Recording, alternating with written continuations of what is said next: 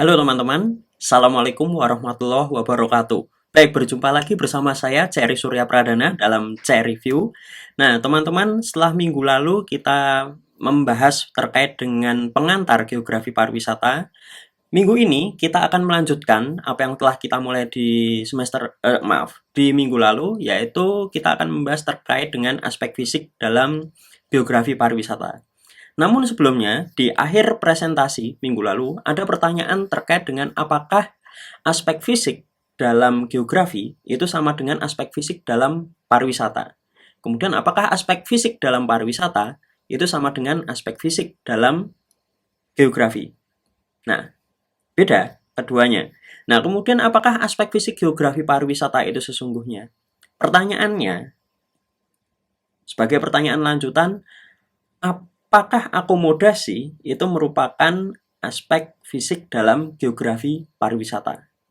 Ataukah itu hanya aspek fisik dalam pariwisata? Mari kita masuk dulu ke dalam aspek fisik geografi lagi. Nah, secara umum, aspek fisik dalam geografi itu dibagi menjadi 3. Ada topologi, biotik, abiotik. Jika minggu lalu kita ada 5 contoh, itu adalah contoh yang secara khususnya. Dan tapi secara umum dibagi menjadi 3 itu tadi. Yang pertama topologi, yaitu membahas tentang fenomena yang berkaitan dengan letak wilayah, bentuk muka bumi, luas wilayah, dan batas wilayah yang berciri khas tertentu. Kemudian komponen biotik, yaitu adalah membahas tentang karakteristik fisik dari manusia, hewan, dan tumbuhan dalam lingkup geosfer. Secara sederhana, lingkup geosfer itu adalah ruang lingkup yang ada di bumi kita. Kemudian abiotik membahas tentang kondisi fisik di permukaan bumi, misalnya batuan, tanah, air, dan juga atmosfer. Itu seperti itu. Nah, kita kaitkan dengan aspek fisik dalam pariwisata. Dalam pariwisata, kita mengenal adanya 3A, atau biasa kita sebut dengan atraksi, amenitas, dan aksesibilitas. Nah, apakah ketiganya itu merupakan aspek fisik dalam pariwisata atau dapat kemudian kita kaitkan dengan aspek fisik pariwisata? Kalau kita bicara dulu terkait dengan atraksi, apakah atraksi itu selalu berwujud fisik? Apakah ada atraksi yang non-fisik? Tentunya ada. Atraksi-atraksi budaya misalnya, itu bukanlah merupakan atraksi berupa atraksi fisik. Tapi atraksi misalnya itu bangunan, gedung, candi, museum, itu dapat kita masukkan ke dalam atraksi wisata yang dalam tanda petik menjual atraksinya secara fisik. Meskipun apa yang diceritakan itu belum tentu secara fisik. Nah, kemudian terkait dengan amenitas. Amenitas itu apa sih? Nah, amenitas ini adalah fasilitas-fasilitas yang menunjang perjalanan wisata. Contohnya apa?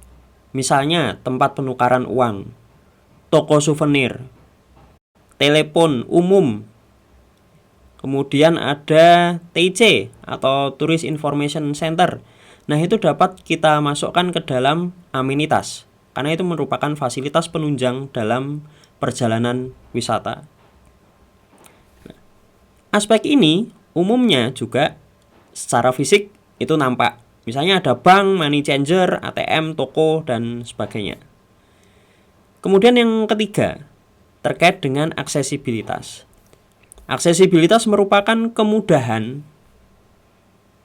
yang diperoleh oleh setiap manusia, dalam hal ini kita kaitkan dengan wisatawan, dalam melakukan kegiatan pariwisata terkait dengan moda transportasi atau terkait dengan kenyamanan dan kelayakan serta keamanan selama perjalanan.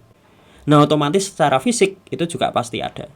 Pembangunan jalan, pembangunan bandara, pembangunan tol, semuanya berkaitan dengan fisik.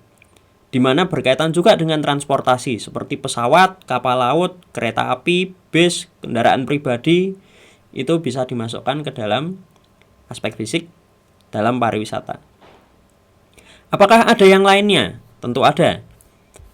Yang keempat misalnya, itu terkait dengan akomodasi. Akomodasi seperti penginapan, contohnya ada hotel, resort, hostel, lodgement, guest house, itu yang sekarang banyak di sekitar kita mungkin ya. Dari contoh-contoh di atas, apakah kemudian teman-teman sudah bisa mulai memahami terkait dengan perbedaan aspek fisik dalam geografi dan aspek fisik dalam pariwisata? Coba kita satukan, maka pasti akan mendapatkan dua hal yang berbeda. Aspek fisik dalam pariwisata itu belum tentu menjadi aspek fisik dalam geografi. Meskipun berkait, tetapi secara fisik, secara satuan itu berbeda. Namun sekali lagi secara sistem itu mereka saling terkait. Sebaliknya, aspek fisik dalam geografi itu dapat menjadi aspek fisik yang kemudian dimanfaatkan untuk kegiatan wisata. Makanya kemudian memunculkan ada geografi pariwisata ini. Sesungguhnya apa itu aspek fisik dalam geografi pariwisata? Contohnya, seperti telah disebutkan pada minggu lalu, ada astronomi, geofisika, geologi, hidrologi, dan meteorologi. Kita bahas pertama mengenai astronomi. Astronomi itu merupakan pembahasan mengenai benda langit, bintang, dan tata surya kita, baik berdiri sendiri maupun sebagai sistem. Contohnya, dalam kegiatan pariwisata, karena kita sudah masuk ke geografi pariwisata, maka contohnya planetarium dan observatorium di Jakarta. Kemudian ada observatorium Bosca yang ada di Lembang. Kemudian ada event melihat supermoon, wisata rasi bintang. Kesemuanya ini adalah bagian dari geografi yang dimanfaatkan untuk kemudian digunakan sebagai aktivitas wisata. Kemudian yang berikutnya ada geologi, yaitu pembahasan mengenai batuan meliputi pembentukan, jenis, dan manfaatnya. Contoh dalam kegiatan pariwisata, ada susur goa. Kalau di Jogja itu ada di Gua Cerme yang masuk lewat Bantul, tapi keluar goa itu sudah masuk wilayah Gunung Kidul. Kemudian ada tebing breksi di Sleman. Contoh lainnya, Danau Toba yang ada di Sumatera Utara, dan kegiatan wisata yang ada pada area pertambangan. Karena kita tahu ketika melakukan kegiatan pertambangan itu pasti semakin berkurang sumber dayanya. Oleh karena itu pariwisata menjadi salah satu kegiatan yang diharapkan mampu menghidupkan lokasi tersebut, sehingga masyarakat yang ada di sekitar juga dapat merasakan efeknya dari pariwisata, tentunya efek yang positif. Berikutnya ada hidrologi, yaitu mempelajari seputar pergerakan, distribusi, dan kualitas air yang ada di bumi, yang mengkaji suatu kehadiran dan pergerakan air di bumi. Nah, pertanyaannya, apakah wisata hidrologi itu sama seperti wisata air? Secara umum, secara tampak mata, itu memang yang kita lihat adalah wisata air, karena kita main di air. Tetapi kalau kita lihat lagi pengertiannya, pergerakan distribusi dan kualitas air yang ada di bumi. Artinya kita tidak hanya sekedar bermain di air, tetapi juga memahami kenapa atau mengapa ada air di sana. Bagaimana pergerakannya?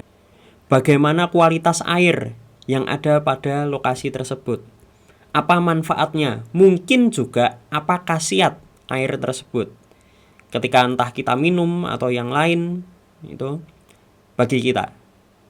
atau mungkin kandungan-kandungan yang ada dalam air tersebut. Nah, itu bisa masuk ke dalam kajian pariwisata. Contohnya di sini ada susur sungai, ada wisata di waduk, kemudian ada pemandian sulfur juga. Itu dapat menjadi salah satu kegiatan wisata yang tidak hanya kita datang ke lokasi tersebut, tetapi bisa kita angkat potensi atau cerita-ceritanya. Seperti itu. Kemudian ada meteorologi, yaitu pembahasan mengenai dinamika di atmosfer yang meliputi cuaca dan iklim. Contohnya kalau di Indonesia kita ada monumen meteorit di Kabupaten Temanggung. Kemudian bagaimana kita membaca cuaca supaya kita bisa tahu apakah kita akan melakukan perjalanan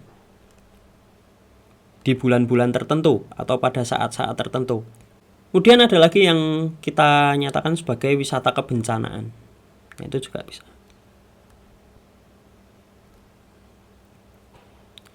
Berikutnya, yang terakhir, kita ada oseanografi, yaitu mempelajari eksplorasi mengenai lautan termasuk yang terkandung di dalamnya. Nah, apakah wisata oseanografi sama dengan wisata bahari? Ada perbedaannya, karena komponen oseanografi itu melihat daya dukung wilayah dalam pengembangan wisata. Antara lain, yaitu fisiknya terkait dengan angin, arus, suhu, atau kecerahan. Kemudian aspek kimia, ada salinitas, kemudian ada pH atau tingkat asam, dan juga geologi terkait dengan material yang ada di dasar laut.